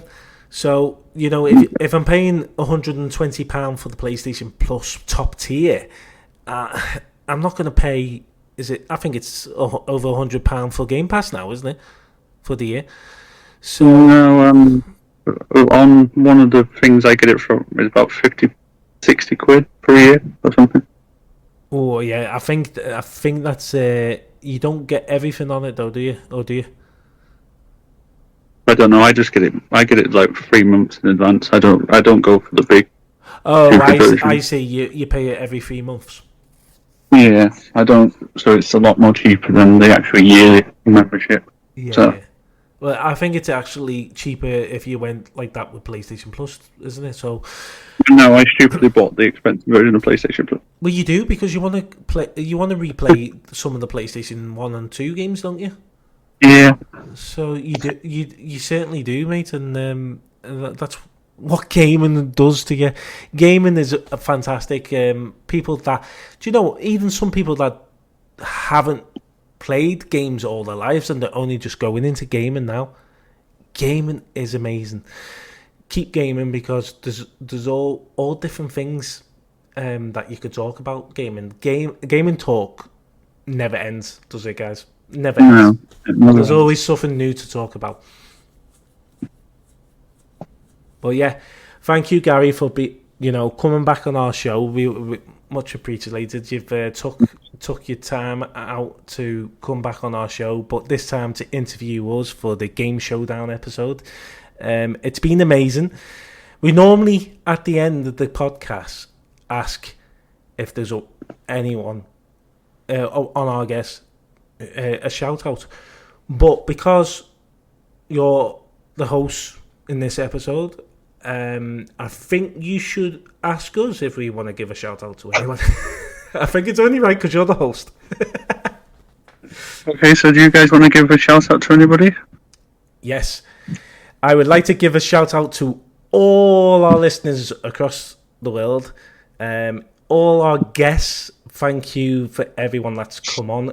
It's just been amazing, and I mean, we didn't know what this podcast would bring, but all we knew is it'll bring laughter, it'll bring a lot of talking, and it's just a nice, chilled, relaxed podcast, and we just want to thank you to everyone. What about you, Phil? Well, I would have also said thank you to all of our previous guests and future guests as well. One up there. No. Just because, without our guests, this show cannot happen. No. And, thank you to yourself for coming back on the show to do this specific one as well. We really appreciate it. Does mean a lot. Thank you to you guys. No, we honestly appreciate it, mate. And really good. Do you know what? It's amazing that we can bring back some of our old guests to interview us, because it's like we take a step down a little bit and we're like, oh, this is what are we going to respond with, because we're the ones that are always asking the questions, but to bring the guests back on and they ask us questions, it's like, where do you start, Phil? In it? That's it, isn't it? I mean, because you're going to be a host, you've had plans and everything. If someone's like, "Oh yeah, do you want to host this and question us?" it's then kind of like, oh god, well, what do I ask? And then you just you've got to prepare, and To be fair, to be honest with you, tonight I've just gone off the top of my head. That's what we do. That's what we do. We never have anything written down. We just go with the flow. Because you know yourself, it's just gaming. When you're talking about gaming, it's just you just talk like you normally talk, don't you? You know, so it's easy. It's more easier when you got someone else to talk with, isn't it, Phil? So much easier. Yeah, I prefer this as well, where you get where it's not question and answer, but it's like question, answer, which then spins off to talking about something else, which spins off to talking about something else, and it just kind of escalates. It snowballs into other conversations because you get to start talking about stuff that you didn't even think you were going to talk about. So then they're good when you get questions like that, which lead to that. The good questions. Yeah, definitely. And to bring this Game Showdown episode to, I mean, I was just trying it out to see what it would be like, and I sort of had a feeling that it was going to be really, really good, because Gary just said then he didn't know what to say at first, but then he just said what was on top of his mind at the time, and it works. It just works brilliant, and that's what we've been doing. And then we've had previous guests that have come on as well, and they've interviewed us, and they said, I'm not going to lie, I was nervous coming back on because I didn't know what to ask you and all that. But when you start talking, you forget that nerves that was in you before the episode. And I just think I feel though if you start rehearsing stuff and you start writing stuff down, you get more nervous because you're like, oh, do I really want to ask that question? Can I ask that question? And we've covered quite a lot of marketing at the start there, and controversial things, and it's like, what? This is how I mean. That's how I felt about Xbox and PlayStation, so that's why I brought it up to you guys, because this is how I feel. Yeah. And no doubt around the world, that's how so many people feel too. Like, are they just gonna rob us of all this? And it needs to be out there. So there you go. Yeah, and you were talking about too many games coming out and you're spending too much money. Do you know the one thing we haven't spoke about is the Switch 2? Now, the Switch 2 apparently is going to be releasing this year. I know it's bad, and apparently it's meant to have a NVIDIA core drive in it, is it? Which is actually ran by PC. NVIDIA is always on gaming PCs, which my gaming PC that I've got now is a NVIDIA. It runs on NVIDIA, which is really good, by the way, for gaming on PCs. So to have that on Nintendo is really brilliant. Apparently it's meant to play obviously 4K in dock mode as well. It's meant to be up to about, it's a little bit less than a PC would be, but it's 12 gig of RAM, which is pretty fast anyway for a handheld console. And I believe they're trying to get it so you can play it in 4K on handheld mode as well. Ooh, I know. Oh dear Lord. And even better, to end it all, they're going to have it backwards compatibility with the Switch 1 games. So they're going to have cartridge on it as well, apparently. Well, if Nintendo's listening, you can sponsor these guys and give them a free of the Switch 2. We'll try them out, and we'll give you a review on the podcast. Isn't it, Phil? Yeah, there you go. But yeah, it's been brilliant. Normally we have a question from our last guests to go on to our guests that we're recording with now. But obviously you're the host. We haven't had a question of anyone else. So in this week's episode, what I'm going to do is I'm going to ask you to ask me and Phil a random question. Any random question you can think of, Gary, and we have to answer it. Oh, see, this is the point of you start talking now. I have to think of a question. I mean, you could say what's your favourite flavoured sausages? Okay, no, actually that sounds wrong, but something random like that, or something. It doesn't have to be about gaming. It can be like random. No, I'm going to stick with the gaming theme. Okay. Oh, here we go. All right, there you go. Mine's woken up. We're here now. We're doing this now. Yep. If they were to cancel the gaming series and you're never out of Uncharted and Tomb Raider, if they had to cancel those, well, like get rid of them altogether, which one would you get rid of? Oh wow! Oh, that's a really tough one. I'm sorry. I couldn't get rid of both of them, but Tomb Raider's a hard one because Lara Croft is hot. I had to put that one out, especially in the 2018 movie. Oh my god!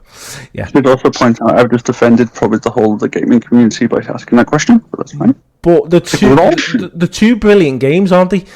But I couldn't see life without Uncharted.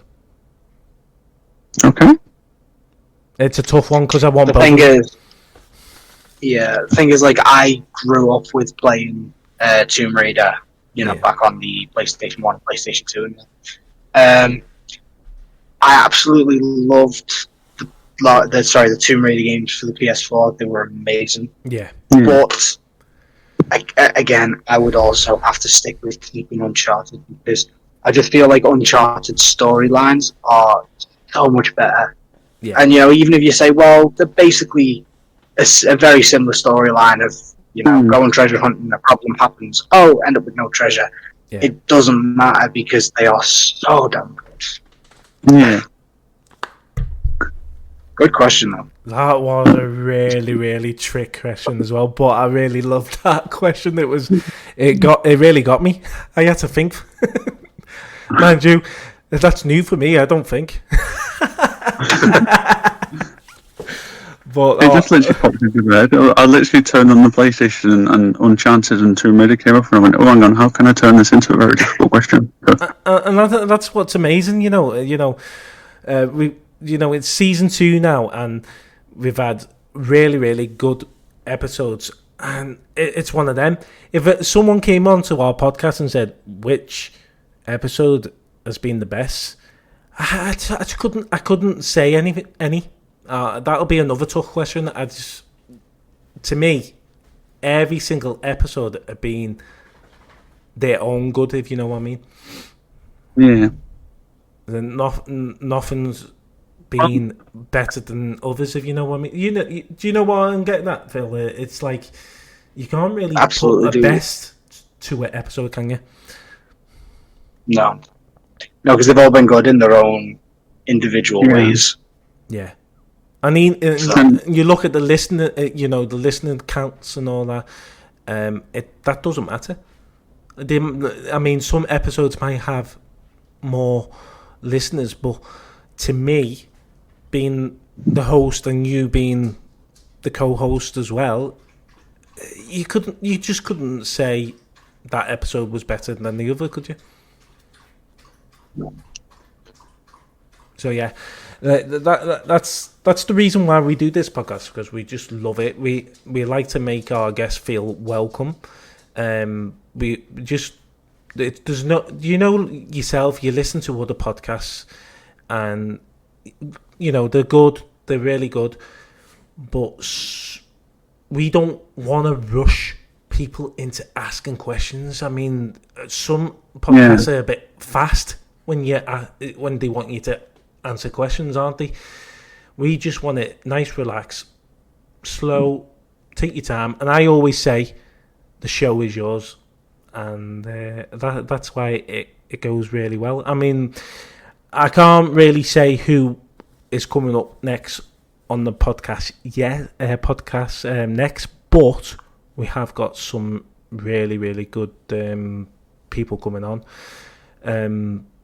No, it's not Ninja, by the way. I'm still trying. I'm still trying on that one. So if you're listening, Ninja, come on. But before you end, what I like about your guys' podcast is that everybody has so much of a different story. Yeah, exactly. And why they've started gaming or streaming, and it's very interesting to listen to people to say, this is why I do this. Yeah, I know. Amazing. And then you get some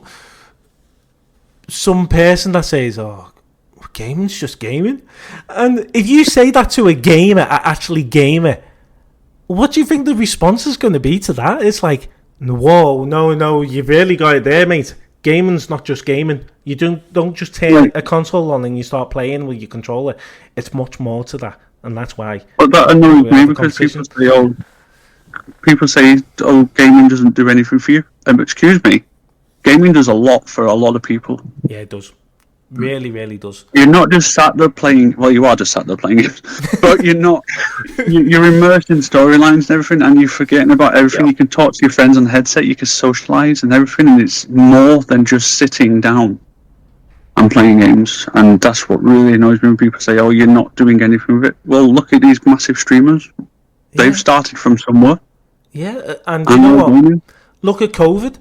How many people that didn't game started gaming and like they're really enjoying it? They're streaming, and you know that's what it's all about. I mean, I like the fact that there's a load more female gamers as well.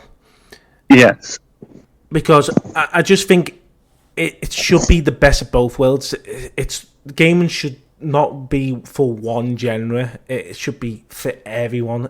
And I hate the haters that hate girl gamers, and I just have to point it out there, because why is there so much hate for girl gamers? I don't know. If it does frustrate me when it happens. I think my answer to that is we'll never know anything about this world, really, will we? No. Everybody always has to be right, and basically, no, you don't, because we all have our opinions, and so, and girl gamers are definitely agreed, because here we go again, because women can do just as much as men can. Yeah. And stop hating them. There you go. I'm just, yeah, that's a subject I get wound up on as well. Like, just leave them alone. They're enjoying gaming. They're entertaining people, like you said, through COVID. Yeah. People want to tune into people playing games and interacting in chats, because that's what it's about. It's about a community. We're all a community. We're all a family, and to the haters, just go and do whatever you like. Yeah. And not going. That's what it's all about, isn't it? And what was you going to say as well, Phil? Was you going to point something out there as well? Me? Well, I was going to say, when you said before about, well, some people say, "Oh, with gaming, what are you doing? You're just sitting there doing nothing." Yeah. Half of the people that say that would be willing to sit there and watch a film, and it's like, well, it's the same thing, except with a game, you're actually using skills and learning, and developing yourself as a person. Yeah. Whereas with just watching the film, you are just sitting there watching the film. But like, gaming is like that, but tenfold. So the logic of saying, "Oh well, it doesn't really do anything," is just horse crap. It is, and I do get that, because people go into cinemas and spend 2 hours watching movies and stuff, and you can sit at home, Netflix and everything, and so you could just, like Phil said, you could say to them, "Well, how is this benefiting you? Just sat here watching those movies on this TV then?" Exactly. Yeah, exactly.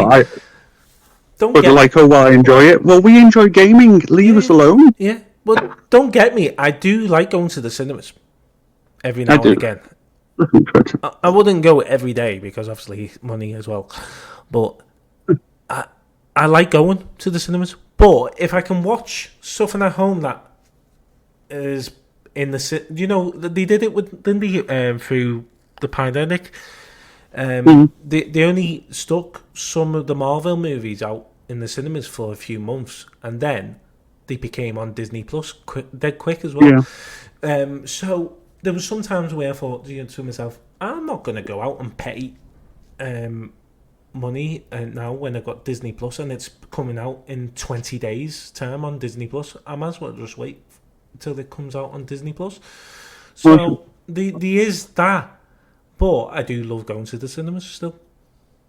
Also, one more point is, and this is just my rant at the end because I'm no longer the host. You two are back now. No, so you're still the host. You're still the host, mate. Am I? I have to be a good boy then. No, I have to be a good boy. No, it annoys me as well. People saying, "Oh, stop bringing the politics side into these things," and it's like, well, but that still all matters as well because you're moaning about something that is so irrelevant. And going back to girl gamers, yeah, people are going, "Oh, why do you play games? You're a girl," and it's like, leave them alone. Yeah, it's like saying they love gaming. It's like saying to women that play football, you know. Yeah. Just leave them alone. You know, I mean, some of the women football are better than the men's. You know, so. Yeah, we're not going to go down the Manchester United route with that. Yeah, just saying. But yeah, just ending it with the gaming girls. I've met so many through communities, and I've made some fantastic friends. In fact, most of my gaming friends now are female. Yeah, and that's the same with me.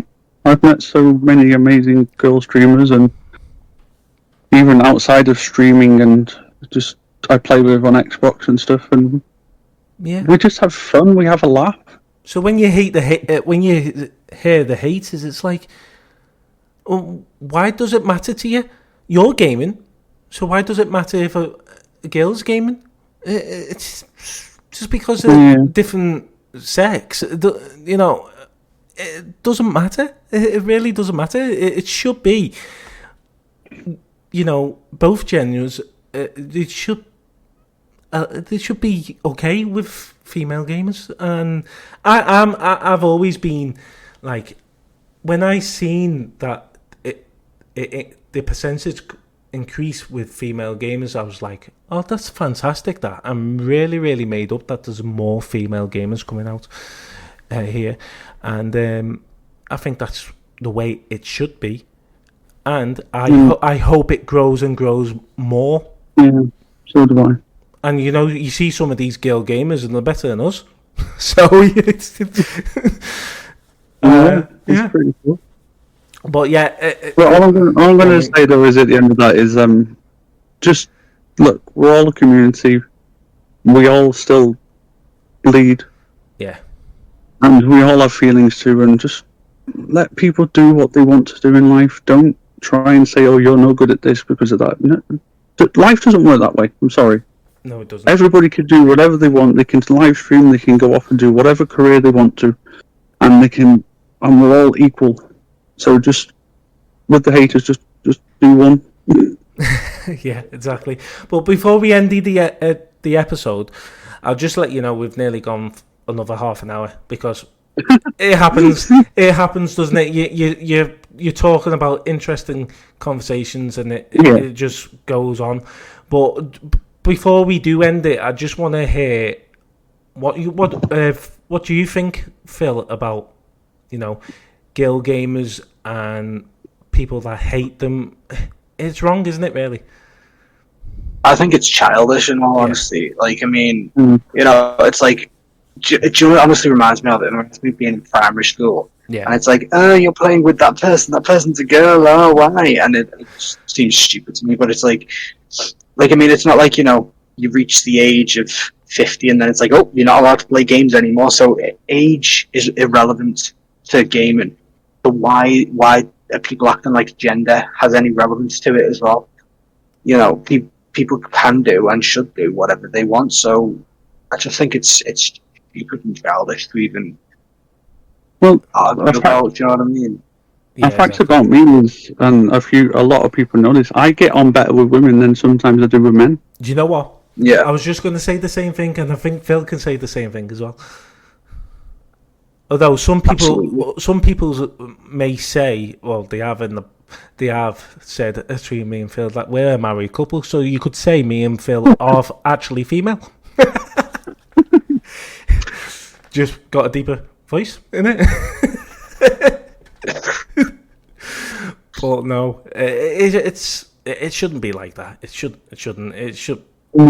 Both genders, you should be happy with both of them. And just like I like the fact that gaming girls are, slowly. Well, no, not slowly now. It's increasing quite a lot now, which I absolutely love. So any girl gamers that are listening to this podcast, we're 100% behind you. We love the fact that the gaming girls, the percentage is increasing, because I think that's what the gaming world needs. It's not just one genre; it should be all genres. Everybody. And that's my point of view on that. And it's been amazing. We've gone, we've gone well past what we said we were going to do. But it's just one of them, isn't it? You get talking. Interesting conversations, and like you say, there's more to talk about in gaming, and that's why we're gone 2 hours long on the podcast. Probably because I can speak for England as well. Same here. No comments. But no, it's been amazing. Thank you, Gary, for coming back onto the show. But not only coming back onto the show, but coming back as a host and interviewing us. It's been amazing, mate. You've been a fantastic host on our show. It's been amazing, and you know what? We look forward to speaking to you soon. Possibly, we might have to have a part 3 on this, mightn't we? Yeah, there's so much more we can go into. Definitely, mate. So, we're gutted that you couldn't make it for the Christmas one. Yeah, because you wasn't well. We're so gutted. We was meant to be doing this Game Showdown episode before Christmas as well, but I think I wasn't well. And I think Phil wasn't well. So, I'm just glad that we've managed to do it now. And, it's been fun. Yeah, just to end it as well, guys. The other week, I was on someone else's podcast, and we spoke about Crash Bandicoot, to be honest with you. And I think, I'm not entirely sure, I'll have to check with them, but I think that's out in 6 days' time, so the 27th. That's on Spotify, and I will send you a link to what the show is going to be called. He hasn't said when it's going to be scheduled, but he said roughly around about the 27th.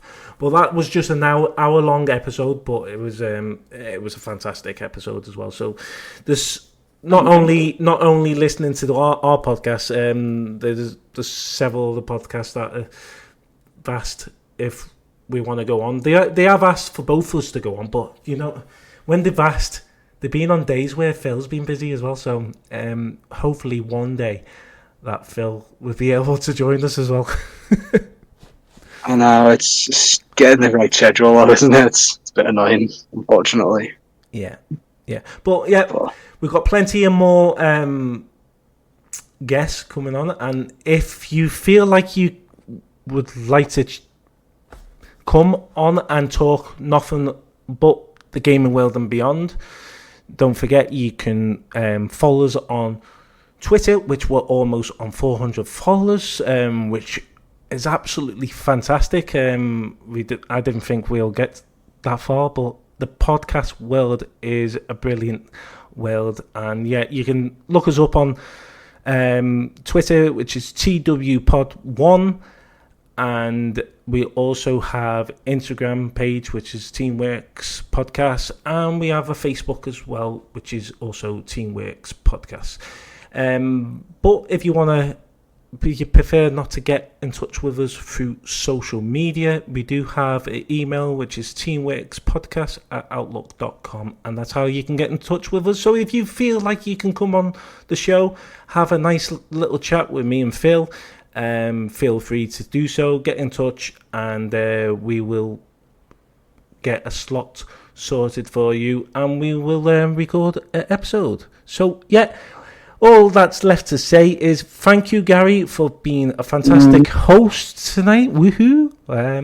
And thank you, Phil, for coming back on it as well, mate. It's been a pleasure, guys, and hopefully we get to maybe do some type of episode again. Yeah, it's fun. Been really good. I've really enjoyed tonight's chat. I really have. We could go on all night, but we're not going to. But yeah, thank you again, guys, and I will see you again soon. Thank you, and peace.